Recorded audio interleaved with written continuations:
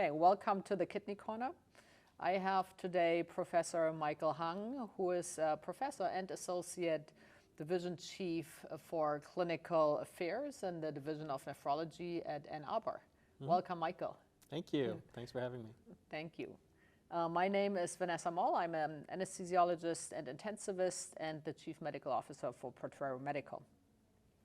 Michael, you recently published a fantastic paper in CJSN, the Clinical Journal of the American Society of Nephrology, called, and I have to read this, In Hospital and One-Year Mortality Trends in a National Cohort of U.S. Veterans with Acute Kidney Injury. And this paper was fascinating, and I think before we get into it and summarize it, let's talk a bit about AKI. What is acute kidney injury and how can we diagnose it? Sure. Acute kidney injury is basically defined as a fairly abrupt drop in kidney function, and it should be because of actual damage to the kidney, so actual injury as opposed to just a decline in kidney function. The current standard way to diagnose it is using criteria that have become fairly standardized. They weren't standardized when I was in training, so it's actually a very nice innovation in of itself that the criteria are standardized so we can really compare between studies. The most standardized criteria are the KDIGO criteria probably, and there's two components. One is a decline in urine output, and the second is a rise in serum creatinine. And what most people use clinically and for studies is the serum creatinine criteria because that's what's most readily available, what most people use. And that is actually what we also used in the paper. Got it, yeah. And it's been very difficult in my practice too to get accurate urine output anyways. And then it's basically only recorded every couple of hours, and so it's very difficult to use it as a criterion for AKI. Yep. It's basically the only place you can get urine output would be in the intensive care unit, and based on the criteria, it is an hourly urine output criteria. So within 6 hours, it decreased by a certain amount per hour. And so you really need hourly to be able to monitor and capture that. And as you pointed out, in real world clinical practice, that's not available the vast majority of the time. Yeah, yeah, exactly.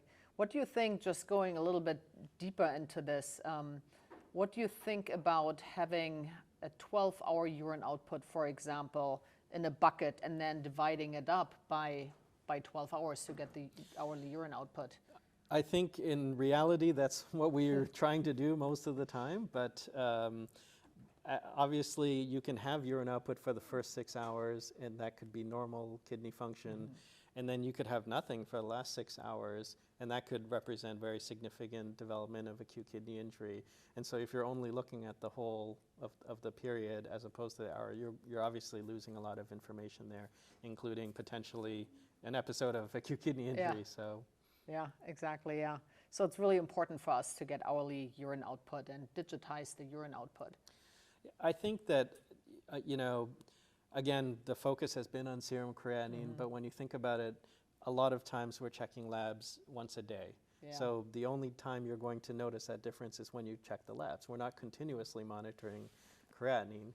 And obviously we're not, unfortunately, continuously monitoring urine output either, but many people have pointed out in research that the first sign you're going to see is that decline in urine output, which could easily be within less than 24 hours, which again is the time frame before we're seeing that next creatinine often. Right, right. So there's a time lag with the creatinine that might be avoided with just intense urine output monitoring.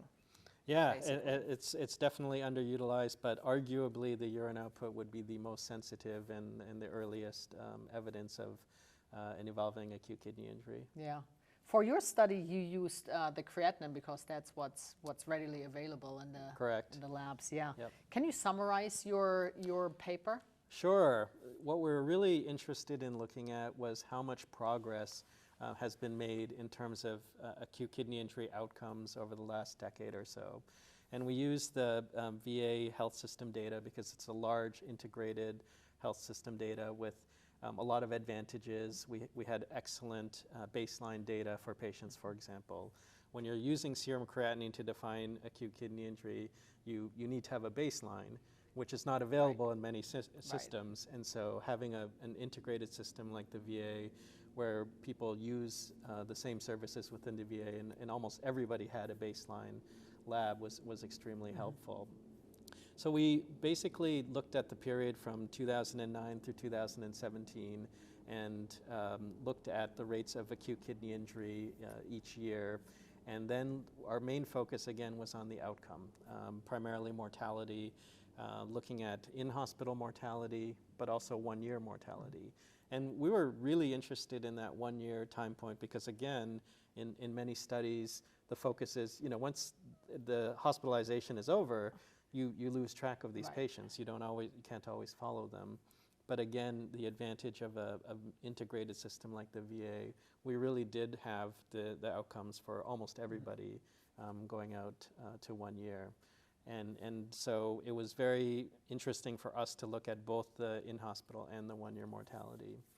And I guess there's a little bit of a glass half full or glass half empty interpretation to the papers, the main findings, because on the one hand, if you look at the crude decline in acute kidney injury mortality, we saw some improvement over that 9-year period in terms of both in-hospital mortality and a little bit less so for one-year mortality. But then when we did our adjusted analyses and tried to take into account other relevant trends over that time period, such as any change in demographics, hospitalization characteristics, comorbid conditions, we really saw a very minimal increase, maybe 1% or less per year in terms of improvement. Again, glass half full. It was nice. There was some improvement, but we were a little bit disappointed that we haven't been able to show more improvement over time in AKI outcomes, especially with so much more interest and emphasis being placed on acute kidney injury over the last decade, 2 decades now. Yeah, and so I believe there was double the mortality in the AKI group. And what I found interesting too is that it was consistent through the stages of AKI. Mm-hmm.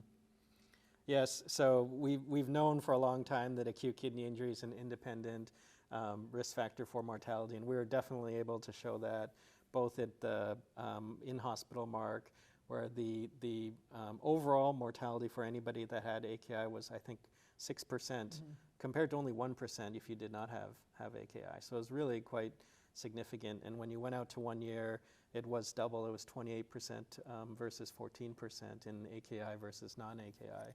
So you see those differences persist even well beyond the index hospitalization. And again, not really surprisingly, but we're also able to show that with each worsening stage of acute kidney injury, you tended to have a worse outcome, which is why we have the staging criteria. But it's quite dramatic, even for somebody that does this every day, to think that over a quarter of people that have acute kidney injury are dead by 1 year. It's quite dramatic to me. And when you look at our patient population in the ICU, a lot of them have AKI. And when you extrapolate that to our patient population in the ICUs, it's horrible to think about the effect that just a single episode of AKI stage 1 even has on our patients. And why do you think it persists? Because AKI has been a syndrome we've known about it for a long time, and we have been talking about it. Why does it persist that we cannot do anything to address it? It's sepsis, for example. There have been tremendous improvements in the past 10 years with the outcomes. Yeah, well, if I knew the answer to that, I think, I'd be much more famous. But no, I think that's what was so disappointing to us. I had honestly a little bit of a glass half empty view to the results for that reason. We really hypothesized that with all the improvements, for example, to sepsis care, which is obviously one of the most common causes of acute kidney injury, that we were actually going to see more improvements in AKI outcomes, and to see a relatively flat curve in terms of the outcomes was disappointing to me. In terms of what are the reasons, I think many times we still lag in things. I think it's only been in recent years that more studies have come out and actually shown that we can actually either prevent acute kidney injury or prevent it from getting worse through bundles of care. And probably we haven't had enough time to implement all those things. So since you brought up sepsis, we've had decades of surviving sepsis and trying to improve bundled care with sepsis, and I think that has been clearly shown to improve outcomes, and I don't think we're quite there yet. Hopefully we're just lagging a little bit behind, but we'll also be able to show that with acute kidney injury. Yeah. And so the bundle you're referring to would be something along the lines of the KDIGO bundle, the kidney care bundle that includes the avoidance of nephrotoxic drugs, radiocontrast, hemodynamic optimization, avoidance of ARBs or ACE inhibitors. Did I miss anything? Was there not a fifth part of the KDIGO bundle? You said the nephrotoxins, right? Yeah. I'm trying to think what else. Those are the main components, Yeah, certainly. okay, excellent. So would you imagine that, say, in 2 years from now, 1 year, 2 years from now, that you would have a code AKI, like we have a code sepsis now? I think that would be fantastic if we could move in that direction. The problem is acute kidney injury is so common. For example, in our study, it was 1 in 5 patients in the hospital that developed any degree of acute kidney injury. So I think ideally we have a little bit more precision to that in terms of who we're selecting for the interventions, who can benefit the most. Not everybody who meets criteria for the earliest stages of acute kidney injury is going to have the worst outcomes. So being able to identify which ones are the ones that are more likely to progress or persist with their acute kidney injury, and which patients are more likely to benefit from early intervention. I don't think we're quite there yet, so I do think right now kind of a global implementation of bundled care is probably the most appropriate. And not every system is set up to do that. So not every system has formal quality improvement teams, has appropriate metric tracking to ensure adherence to these kinds of bundles. But hopefully we move in that direction. What do you think about AKI alerts? Because now in the digitized world where we have the electronic health record, it would be easy to adopt alerts according to hopefully urine output in the very soon future, but creatinine, for example. And then you can alert physicians or our nursing colleagues that there is AKI, a stage of AKI, and then they can implement bundles of care in rounds, for example. Yep. I love the concept of alerts. It's the operationalization that I worry about, because I'm sure you're very familiar with alert fatigue. And if every other patient is receiving alerts, then pretty soon we're ignoring everything, or it's taking away from regular care. So I think that the real key is to have these alerts be as pragmatic as possible, as targeted as possible, so it's not on every patient. And as you said, they need to come with clinical decision support. So it can't just be a blanket alert. It needs to come with some actionable intel to it. And there's a lot of great work out there that's ongoing. I have the opportunity to be part of it with some colleagues at my medical center with a lot of machine learning or artificial intelligence approaches to handling all this data that is coming in all the time, not just static data like comorbidities, but dynamic data like changing blood pressure or changing labs or changing urine output when that's available.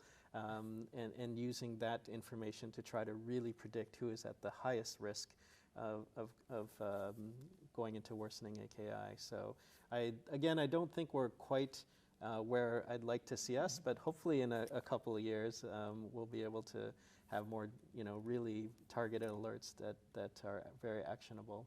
Yeah, it might be like with the different COVID phenotypes or sepsis phenotypes, we have the AKI phenotypes. And so depending on what phenotype you are, you might go into different clinical pathways. Yeah, and I think that's, whole just beginning to be discovered area, right? We talk about acute kidney injury like one thing, like it's a global term, but it's not. It's a syndrome, and depending on the etiology or the clinical settings, the degree of maybe inflammation or different pathways, there's a lot more that I think we need to dissect for within acute kidney injury before we're ready to really throw more targeted therapy. And I think that's why all the therapeutic trials in the past haven't worked, because we've treated it all as one thing. And it is maybe a final common pathway, but if we are to treat it upstream, we probably need to dissect it better. Yeah, absolutely, I agree. If you could have your way, what would you imagine the AKI care to be, or the AKI outcomes to be in, say, 5 years?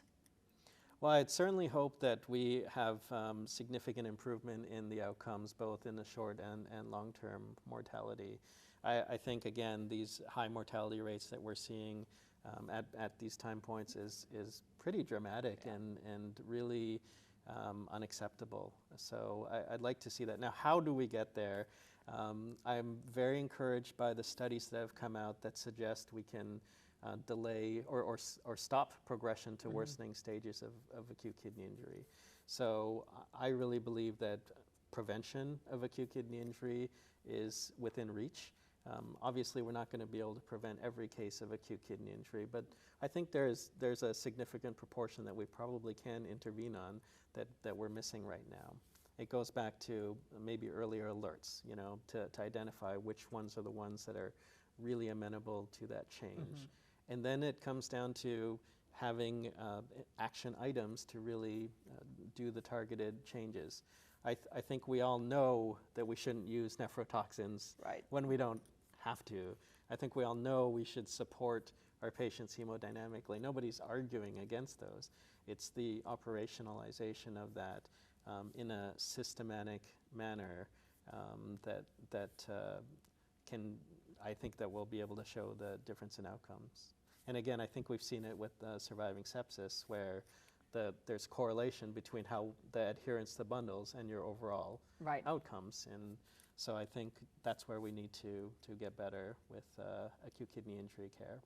So basically focus on bundled care for now and increase compliance. Yes, I think so. And I don't know, I will say that at our medical center, we don't have any metrics that look at our compliance right now. Again, we all know these are things that we should be doing. And for that matter, when you think about the implementation point of the KDIGO bundles, which were developed by nephrologists and intensivists, but it feels like it's a nephrology thing, but in reality, when most of those things are going to make a difference, that's not when I get called. Right? So it really usually needs to we call you when we need CRT. Exactly. So you admit it. So, right, exactly. Yeah. So I think, and, as a nephrologist, of course, I would love to be able to come in and actually help prevent the need for dialysis. You know? I think even though dialysis is our thing, when we love dialysis, I think almost every nephrologist I know, we would love to be out of the business of dialysis if we could, if we could prevent it. Because we know that's what's best for our patients if we can avoid ever needing dialysis. But we're not always involved in those early stages, and I'm not saying we have to be, but there's a little bit of irony there that, what we're recommending is at a phase that we're not usually involved in. Right. When do you think it would be beneficial for you to be called in? Because when I attend in my ICU and the patient is going into AKI, or I see the patient going into the direction, I basically try to implement the KDIGO bundle and avoid all the nephrotoxic drugs, and I increase the blood pressure. If the MAP is only 60, I'll increase it to something that is more normal for the patient to get renal perfusion pressure going. I adjust my cardiac output if I can, and this is in an ICU setting. And so I'm already doing all the points of the bundle, but what would you do different? When should I call you then in? I think if you're able to follow that bundle, you know, you're committed to that, and maybe you're auditing, you're showing the compliance to that. Yes, I will admit there's probably not anything I'm going to add to that, frankly. I do think about the Big Pack study that was done in Germany, a single center study where they took patients coming out of surgery. They used a biomarker to identify the patients at high risk, and then they applied the bundle, and they were able to show a significant decrease in outcomes. I always like that study because part of their bundle was actually nephrology consultation. So it was the nephrologist's job to come in and help with, to some degree, the hemodynamics, but probably more the nephrotoxic medicine avoidance and things like that. And so I always like to say the nephrologist is an evidence-based intervention, you know, based on that study and hopefully others. But I think realistically, it's not, we can't consult on every patient that's pre-AKI. In fact, how would I bill for somebody who's you know, not in AKI yet if I'm seeing them? But I think that's part of the paradigm shift that needs to happen, that there should be more focus on prevention of AKI and avoidance, or if it's early AKI, avoiding progressing to moderate to severe AKI. And maybe in the future, we should be working more closely together to actually implement kidney care bundles where we do something like the Big Pack study. Yep. And in the future, you should be paid for preventative medicine, right? Anyways, that might be a little bit too much for this podcast. I was going to say, that's not currently reflective of the U.S. Medical care system in general, unfortunately, but yeah. Well, thank you so much, Michael. It has been a pleasure. Thank you for your insights and expertise. Thanks for having me.